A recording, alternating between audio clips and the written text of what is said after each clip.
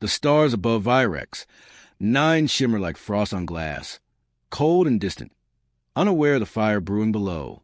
From the orbiting deck of the Terran Dominion vessel Resolute Dawn, Commander Rylus Thorn watched the planet spin slowly beneath him, arms clasped tightly behind his back, his posture rigid. Every motion on the bridge was precise, clinical. No one spoke unless necessary. Warships did not need chatter. They needed obedience. Rylus had once believed in the dream of unity, the idea that humanity's reach across the stars would bring enlightenment, progress, peace. That was before the Dominion rose from the ashes of fractured Earth governments, before its banners fluttered on 1,000 colonized worlds, and before they called it destiny instead of conquest. Below, the diplomatic envoy had just landed. He should have been there, shoulder to shoulder with the Terran senators and Zereth ambassadors in the crystalline halls of the Treaty Dome.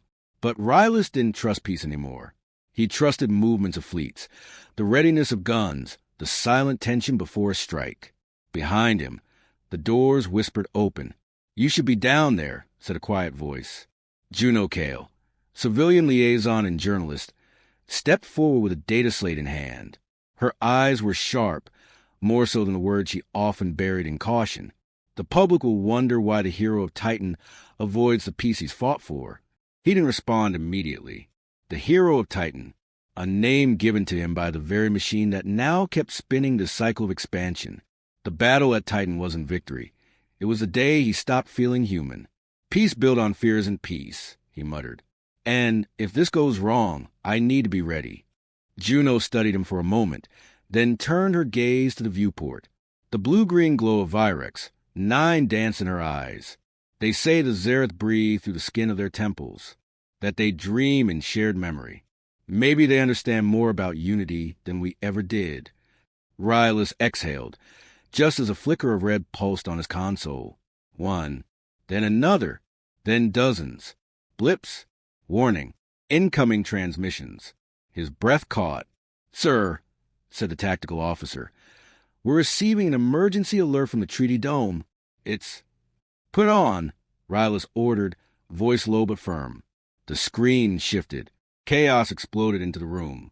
Smoke, screams. The pristine crystal chamber shattered into shards as plasma fire ripped across the hall. Figures scrambled, Terran and Zereth alike, before a white-hot detonation swallowed the feed. Silence returned, heavier than before. Juno's slate slipped from her hand, clattering to the floor. "Get me fleet command," Rylus barked. "Seal orbit. Prepare intercepts. Nothing leaves this system without my word." Even before the order was fully given, the bridge became a flurry of controlled panic. Shields rose. Fighters deployed like swarms of steel insects. Juno's voice was barely above a whisper.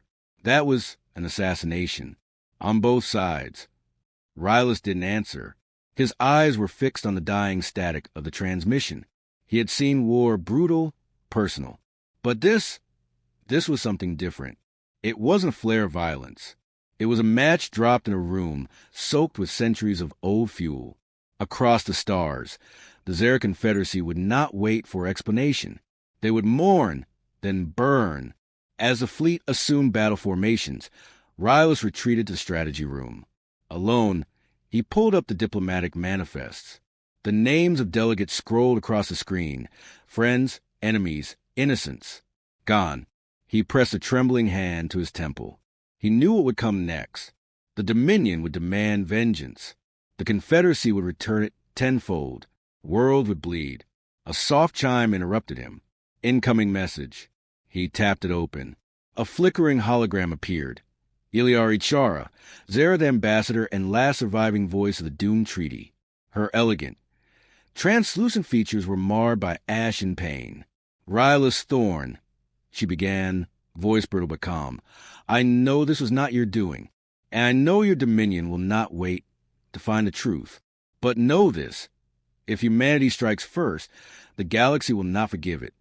The feed ended without another word. He stared at the spot where her image had faded, then turned, face like stone. The war had already begun. There would be no vote, no appeal, only fire.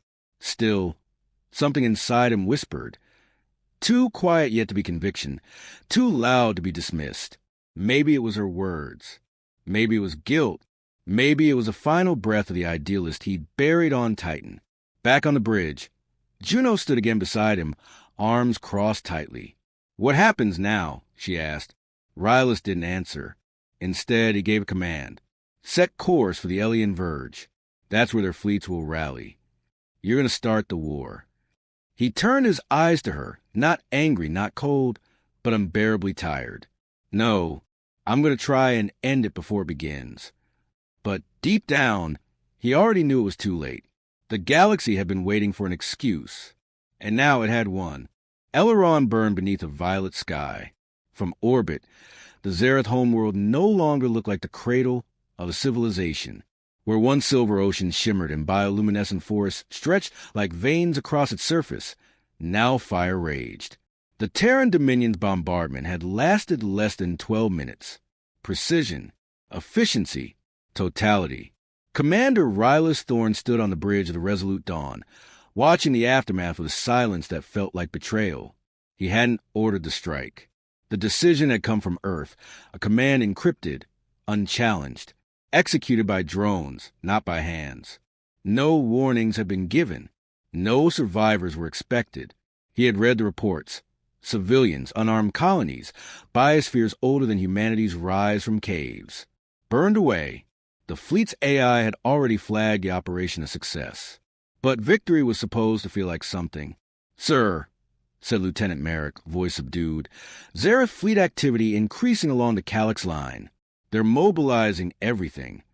Rylus didn't answer. The air on the bridge felt thinner by the second. "They're calling it the Cinder Act." Juno Kale said behind him, stepping forward. Her voice lacked accusation, but not sadness. "Earth's celebrating. News feeds are painting this as retribution for Virex 9. "That wasn't justice," Rylus replied. His voice scraped like gravel. "That was genocide." Juno glanced at him. He could still speak out. His gaze didn't leave the smoldering world. They don't listen to heroes after peace fails. They build statues, then ignore the voice behind them. Across the galaxy, the Zera Confederacy responded with rage honed over millennia. 1,000 ships emerged from the dark folds of subspace. Psychic resonance storms tore through Terran installations. Plasma spears split moons. The Zera didn't strike from anger. They struck from sorrow weaponized into precision. Each retaliatory blow carried the names of those lost. The war had become personal. Iliari Char moved through a ruined corridor of what remained of the embassy at Virex 9. Her injuries had healed, but the echo of the explosion lived behind her eyes. In her left hand, she held a memory stone, a relic from Eleron, now one of the last pieces of her world. With each breath, she remembered those whose skin had touched hers and shared dreaming. All gone, her people had urged her to disappear, to retreat into ancestral hibernation and let vengeance carry the weight. But she couldn't. Vengeance wouldn't raise the cities. Vengeance wouldn't stop what she saw coming. She recorded a message, not to her allies, but to the Terran officer who had once stood across a negotiation table and asked her what peace could mean. "Rylus Thorn," she whispered into the device, "I no longer ask for your diplomacy. I ask for your honesty. What are you willing to lose before this ends?" By the time her words reached him, it was already too late. In the orbit of the Elian Verge, fleets collided. The stars themselves dimmed as warships launched strikes faster than thought. Human dreadnoughts and Zera spires spiraled in deadly ballet. Debris fields became graveyards. Civilian vessels caught in the middle were vaporized, flagged too slow, too unknown, too irrelevant. On board the Resolute Dawn, Rylus fought not just for survival, but for clarity. Orders from Earth were becoming more erratic, each one demanding escalation. The latest, Operation Nightglass, the initiation of the Annihilation Protocol, total erasure of Zareth worlds, regardless of tactical value. He refused to sign it. Instead, he routed it back, marked as under review. A small rebellion, quiet and buried beneath layers of command systems. He knew it would be discovered. He just didn't care anymore. Juno watched as Rylus removed his command badge and placed it on the console. "You're stepping down?" she asked. No, he said. I'm stepping in. If no one else will pull the brakes, I will. You'll be court-martialed. Not if I die first. She flinched, not at the words, but at the matter-of-fact tone behind them. Meanwhile, Iliari arrived at the ruins of a neutral colony world. Kevrin 7, a place once shared by both species. Now ash. No living souls remained, only the crystalline wind whispering through hollowed-out cities. She walked among the silence, noting the symmetry of loss.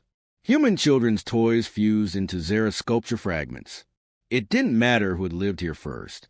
Her comms flared. "Ambassador Chara," said the voice of a Zereth elder, cold and formal. "The Confederacy will now initiate the last memory. We will remove the Terran Dominion from time." She froze. "That ritual has been forbidden for 1,000 cycles. Our forbid dance ends where survival begins. Humanity will not just die, Iliari. It will be forgotten." Rylus received a report in the same hour. A listening post along the Chiron Belt had intercepted Zera's psychic transmissions. Not coded, not hidden, declarative. The last memory was being prepared. It was a weapon, not physical, not digital, but conceptual. A psychic cascade that will reverberate across time-linked species memory nets, erasing references, records, and genetic identifiers tied to the Terran line. A ritualized extinction. The war was about to breach reality itself. Rylus looked up from the report, skin pale, hands trembling. Juno, reading beside him, murmured, "They're not just going to kill us. They're going to erase the idea of us."